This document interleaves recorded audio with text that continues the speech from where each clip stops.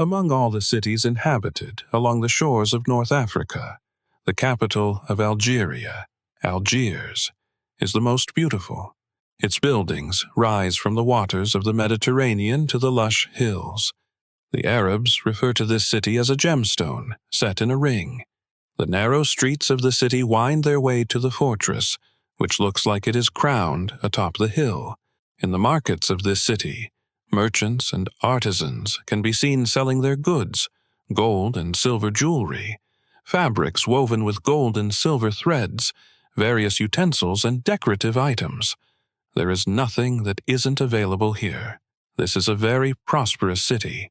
Merchants have been doing business here for centuries and are very wealthy. However, the people of Algeria still talk about one merchant who was the richest of them all. It is said that whatever he touched turned to gold.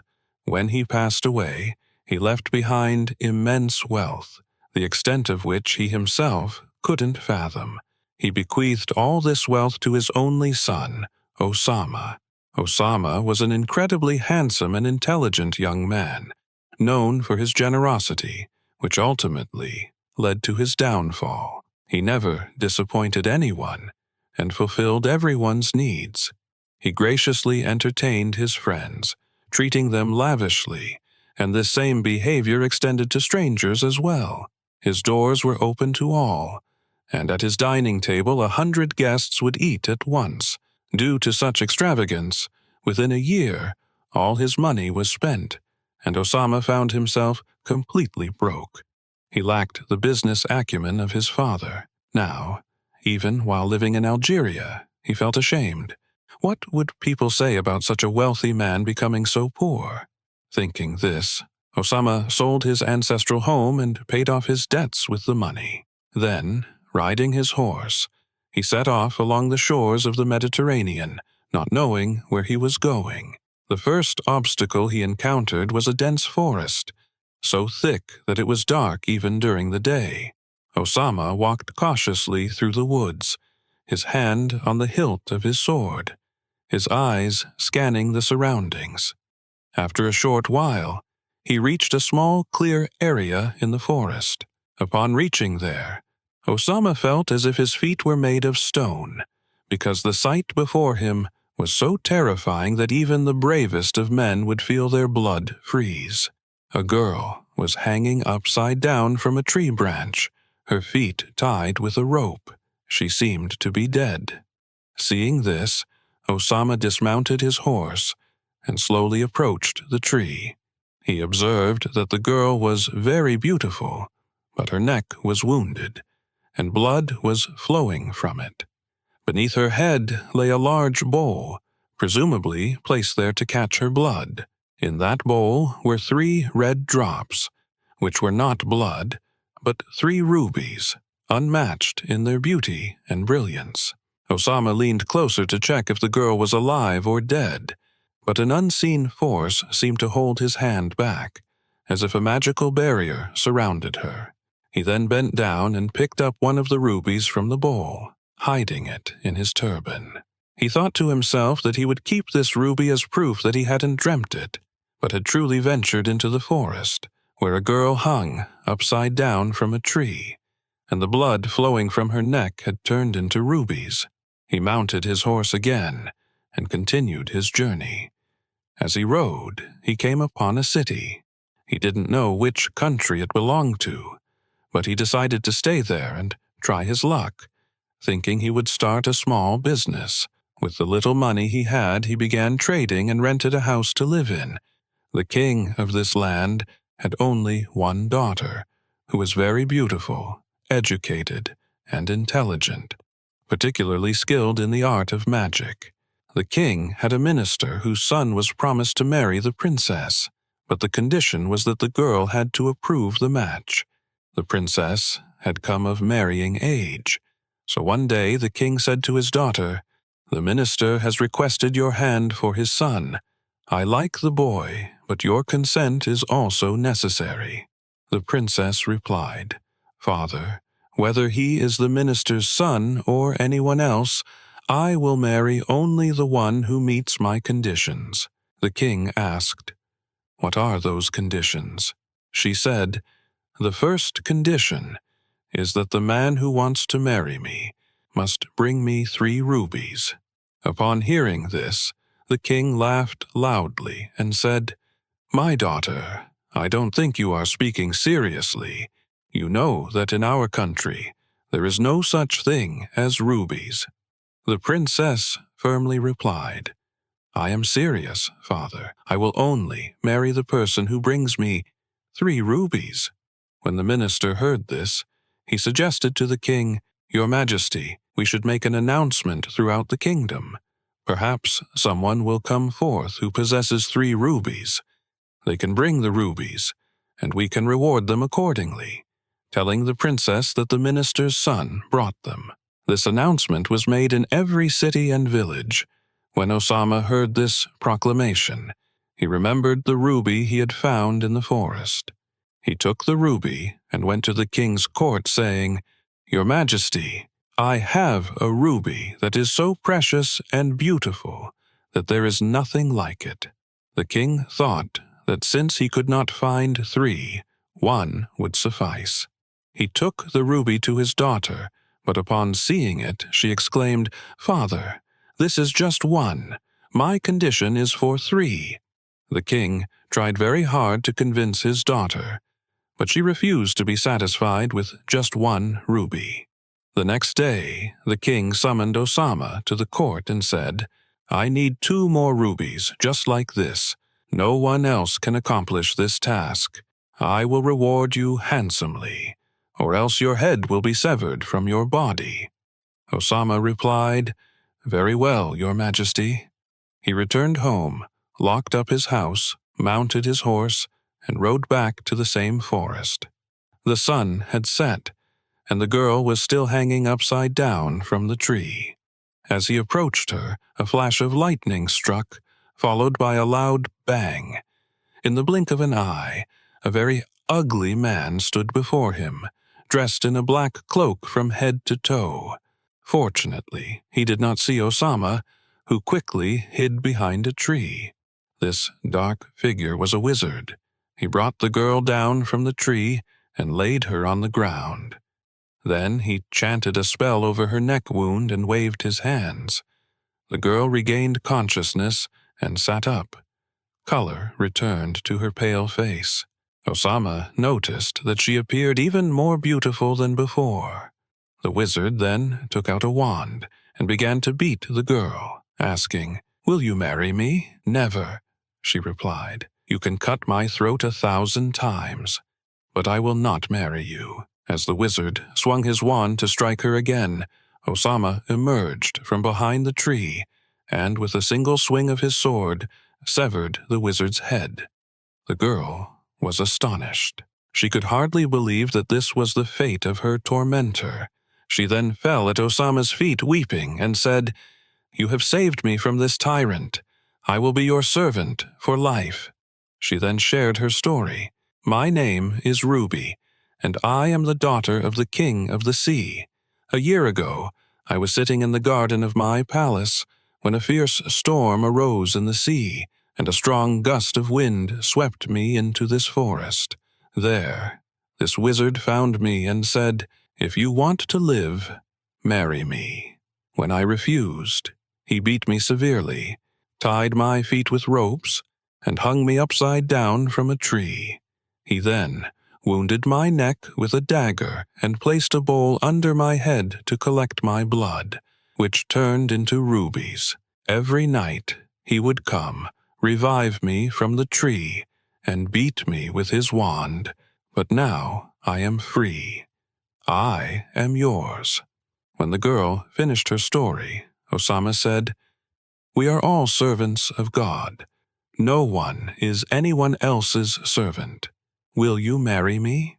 The girl blushed and lowered her head, then said, "I cannot marry until I have a bridal gown. There also need to be bearers to carry the palanquin. So, please, take me to the seashore." Osama helped the girl onto his horse and rode towards the sea. The night was coming to an end, and the sunlight began to spread slowly. "Please, wait here," the girl said as she dismounted. "I won't take long. I'll be back soon." Saying this, she jumped into the sea and disappeared from sight. Osama waited for several hours, feeling as if he had been standing there for years. He gazed intently at the water until his eyes began to hurt. Each wave seemed to give him hope for the girl's return, but all he could see on the deep blue water was the sun's glimmer. Finally, he noticed a speck far out at sea. Slowly, it grew larger, and it seemed like a small procession was emerging from the water toward him. When this procession reached the shore, Osama saw Ruby seated in a palanquin, dressed in a red outfit. The curtains of the palanquin were raised, and it was carried by 8 bearers.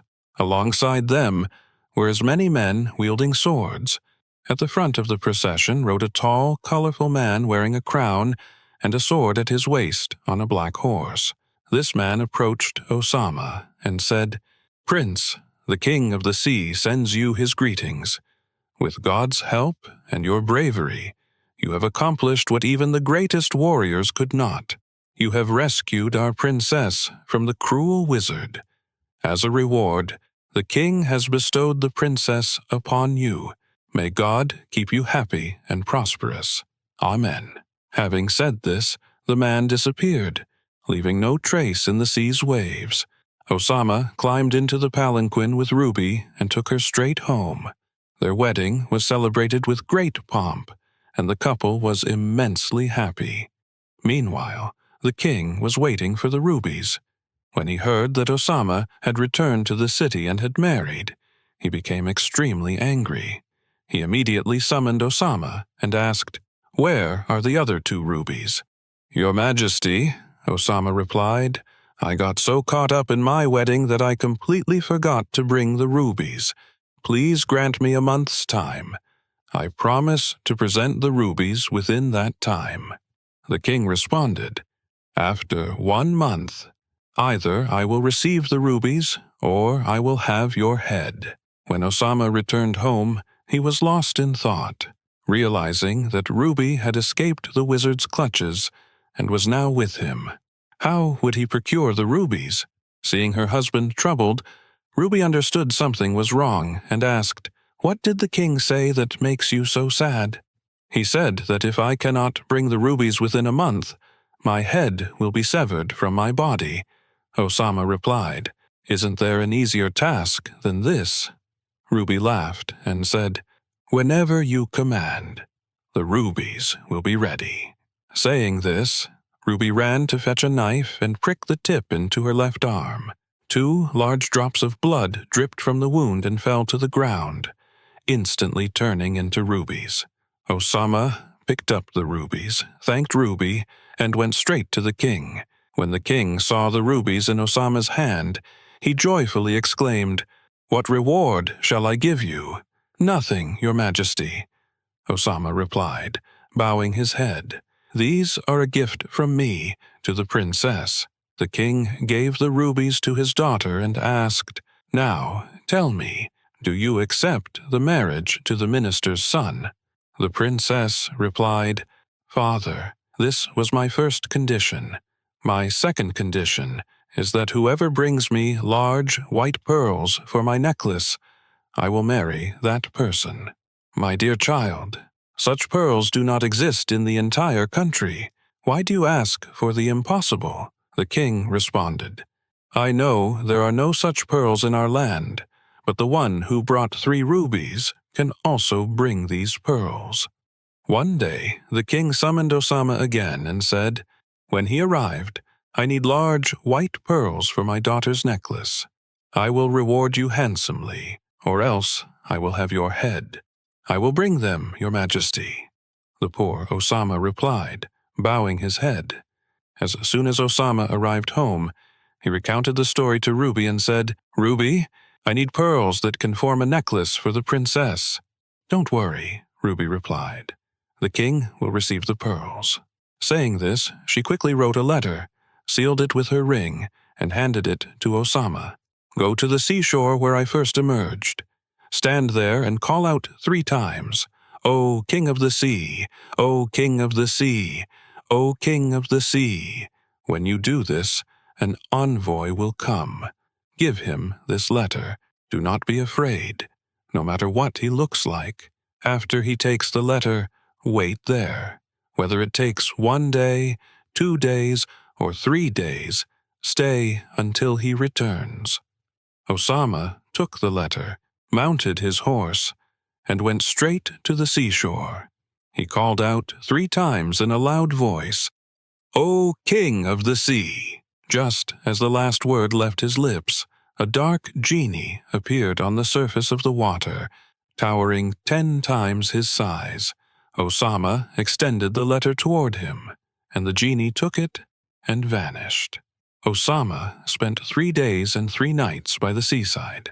Finally, on the 4th day, he saw a procession on the water, just like before. As it approached, he realized that bearers were carrying a palanquin with a beautiful girl inside. She was not as rosy white as Ruby, but had a pearly complexion. At the front of the procession was the same horseman who had come with Ruby. The horseman greeted Osama and said, "Prince, the King of the Sea sends you his greetings. Inside the palanquin are pearls, and the king's minister's daughter has been gifted to you." After saying this, he jumped into the sea with his horse and disappeared. Osama entered the palanquin with the pearls, and Ruby welcomed them both warmly. Their wedding was celebrated with great fanfare, and they were all happy. 3 weeks passed in this manner. One day, Osama said to Ruby, "My dear, tomorrow I must present the pearls to the king. What should I do?" Ruby immediately called for the pearls and said sweetly to them. Both Osama and the pearls were astonished at why Ruby was acting so strangely. Suddenly, Ruby slapped one pearl on the cheek, causing it to cry, with tears rolling down its beautiful cheeks. Ruby collected the tears in a golden bowl until it was filled to the brim. The next day, Osama presented the pearls to the king, who was very pleased. The princess was also happy, but she then laid out a 3rd condition before her father. She said, "Father, my first 2 conditions have been met. My 3rd condition is that I want a box filled with musk." The king asked, "Is this your final request?" "Yes, father, this is my final request." The king then summoned Osama again and said, "There is still one thing remaining. The musk-filled box. Present it within a month, otherwise your head will be severed." Osama placed his hand on his chest, bowed, and left. Upon returning home, he recounted the entire story to Ruby and said, "My dear, the king has requested musk. I cannot do this without your help. Where can I find musk?" Ruby replied, "I will get it," and sat down to write another letter. Once finished, she sealed it with her ring and handed it to Osama, instructing him to go to the same place he had visited twice before. She emphasized that, upon arrival, he should call out to the King of the Sea 3 times and wait for a response. Osama followed Ruby's instructions. Upon calling out 3 times, the same dark genie appeared on the water and took the letter, vanishing again. Osama waited for 3 days and 3 nights. Finally, on the 4th day, he saw the same procession approaching the water. In the palanquin sat a beautiful girl with golden hair and a complexion that shone like gold. The man, riding at the front of the procession, approached Osama and said, "Prince, this is Musk. She is the daughter of the King of the Sea's general. She will be your 3rd wife." Osama climbed into the palanquin with the girl, and they returned directly to his home. Ruby and the pearl welcomed him enthusiastically. The wedding preparations had already been made, and the celebration was grand. For several days, there were festivities. One day, Osama said to Ruby, "The scent of musk fills our home, but I do not understand how this scent can fill a box." You know the time has come to present musk to the king." Ruby replied, "Leave this matter to me." Saying this, she called for the musk and took it to the bathhouse. As soon as the musk entered the warm bath, her body began to sweat. Ruby started collecting this sweat in a box until it was full to the brim. The next morning, Osama presented the box to the king. The king shouted with joy, "What do you want?" "Now my daughter will agree to marry the minister's son." Osama replied, "I do not need any reward, Your Majesty. The princess is very happy with the musk, but she has refused to marry the minister's son." She said, "Father, I said I would marry the person who brought me 3 rubies, pure pearls, and a musk-filled box. Do you think these precious and rare items were brought by the minister's son?" The king tried to reason, saying, "It does not matter who brought these gifts. They were given to you by the minister's son." But Osama replied, "No, these gifts were given to me by Osama, and I will only marry him, not anyone else." The princess asserted, "Father, I know that all 3 wives are daughters of the sea." The princess knew everything. She informed her father about each wife. The eldest is Ruby, the middle one is Pearl, and the youngest is Musk.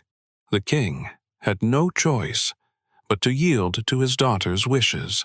Osama, the merchant, married the princess that very day, and celebrations were held throughout the kingdom. Food was distributed to the poor and needy. Osama lived happily with his wives, who treated each other like sisters and bore no jealousy. Osama treated all his wives equally, as mandated by the Quran. When the king grew very old, he entrusted his throne and crown to Osama, who ruled the kingdom wisely and justly for many years. If you enjoyed this story, please share it with others. Don't forget to subscribe to our channel for more interesting stories. Thank you.